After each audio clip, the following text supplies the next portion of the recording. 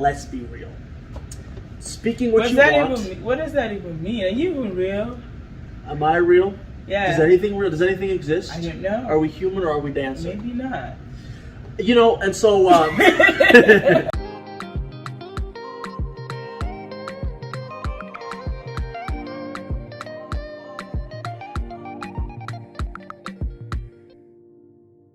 here we are back again. And what we want to talk about today is how it's raining outside and I'm not a fan. Yeah, I'm not big on. Well, rain is okay. It is okay, but I feel like the gloominess just makes me want to sleep, like just have tea. I'm not mad at that concept. You know, and not be productive. So, today we want to talk about let's be real. The idea of let's be real is like speaking your truth, being forthright with what you want, and not worrying about what people think. Because that's, I mean, I know at least for me, the main thing why I won't voice my opinion is what are they going to think about it? What judgment can I expect? Okay, what judgment do you expect from me? Or from whoever. It's not from a specific person. I know, but what judgment do you usually expect from me? Are there things you actually like hold on to and would not say because you know I'm going to attack it or something? Oh, one thing I can always expect from you is that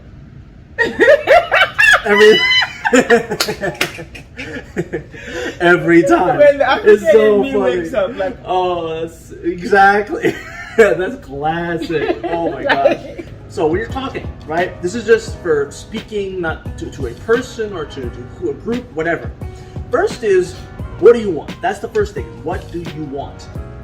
What do you want? I actually think that's a broad question because a lot of times, I feel like a lot of times we know what we want. We're just afraid to voice our opinions because of the judgment. I think but so too. also upbringing plays a lot of role in that.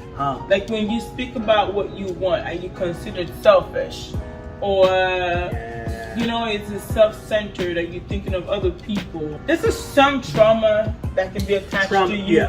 Speaking up about what you want. Yeah, you were telling me the other day, like she's a psychologist, she's kind of got brains a little bit. You were editing my paper. Yeah. And you were shocked when you read through my paper. You were like, this is really true.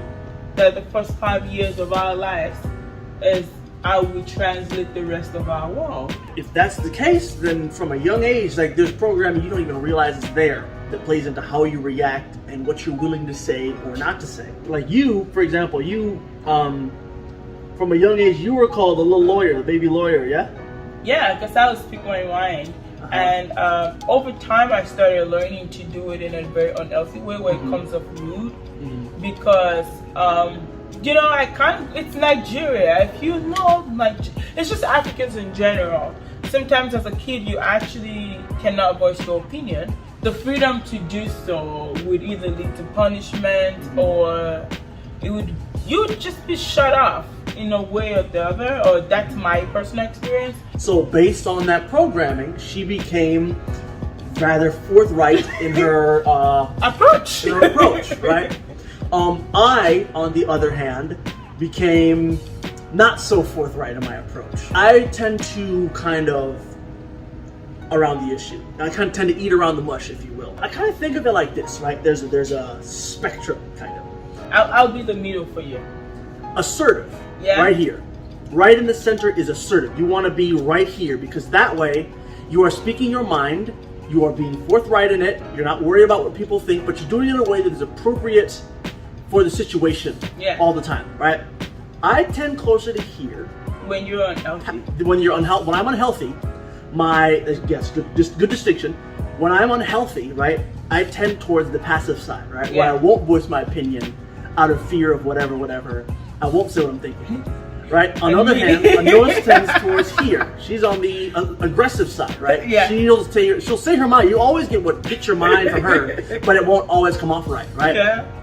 Now that's the thing is where we balance each other off because right in the middle, we're like the perfect assertiveness. We can be assertive. Yeah. And I feel like this is where as people, as a couple, as family members, it's good to have conversations about how you communicate. Yes. I am actually constantly working on, learning not to not be aggressive. Yeah. Because it came from a place of me having barriers, not being able to speak my mind, stuff like that, If right? you get a chance to, I'm gonna speak my piece. And I'm like, I'm gonna say what's on my mind. Okay. I love that. At the same time, yep, I learned the unhealthy of, okay, well, when I want something, I'll just, no, I'm good, are you okay? Yeah, I'm fine, I'm not fine, type of deal. Beautiful thing, one of the things we learned from couples therapy is learning not to speak for the other person. Yes. Because we actually took that issue, because we've learned assertiveness in the process of dating, where you actually speak your mind and we can talk through it, we can walk through the process. Yeah. So we did, but then we got married and some of the things would still come up. And we were talking to, because I would just always ask, hey, what's going on? Yeah, and I was, oh, nothing, right? You know, I would be really pissed. Worrisome. It's like, come on, she always have to pry something out of me, right? But then I get pissed off because she's always da da da da da da da da da da, right? So it's like opposite issues. So he told us something that actually was a game changer for us.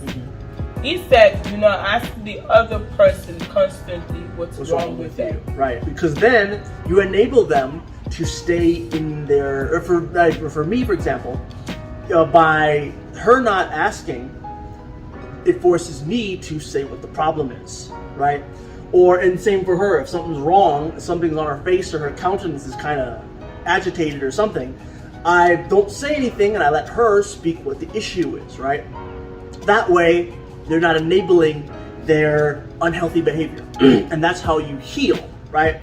By you're tearing off the Band-Aid of what's wrong with you, are you okay, by just not asking, right? And that's how you heal and you learn to become from the passive or the aggressive to the assertive. Now here's another side point, another side thing. I can tell from myself that one thing that I would not speak my mind about, or one main thing that I would not speak my mind for, is rejection, right? Because I would think to myself, what if they don't like what I say? What if they turn away from me and reject me for it, right? But one thing you got to understand about that is that people do not determine your value. The way they respond does not define who you are, right? So and if you let it define who you are, then you'll always clam up whenever someone has something to say about your opinion or about your truth, right? Because you're speaking your mind. You want something, right?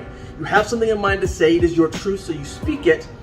But if you allow people to define you, then you won't speak it because they become your truth. What they say becomes your truth. You have to let your truth come out. Sure. I feel like when people are aggressive, it's really demonized. And I would comfort and actually speak about that, because that's one place. It's somewhere I'm growing in, but it's like I feel like a lot of times passive people are actually more acceptable in society. Yeah.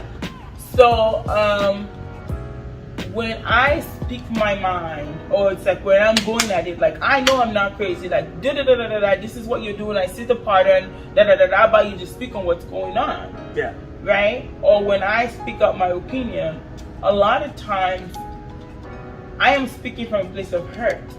My goal is not to define you. My goal is to speak my frustration.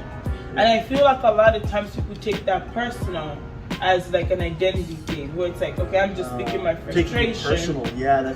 See?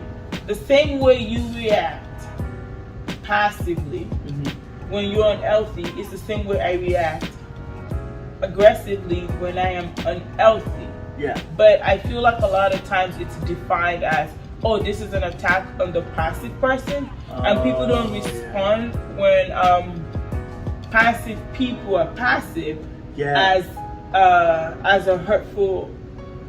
I don't think a lot of people. Yeah, I know what you're talking about. Yeah. You know what I mean? Yeah. It's like, oh yeah, that person is aggressive. They're the bad guy. No, the passive plays both are unhealthy, right? Yeah. So you're right in the center of passive and aggressive.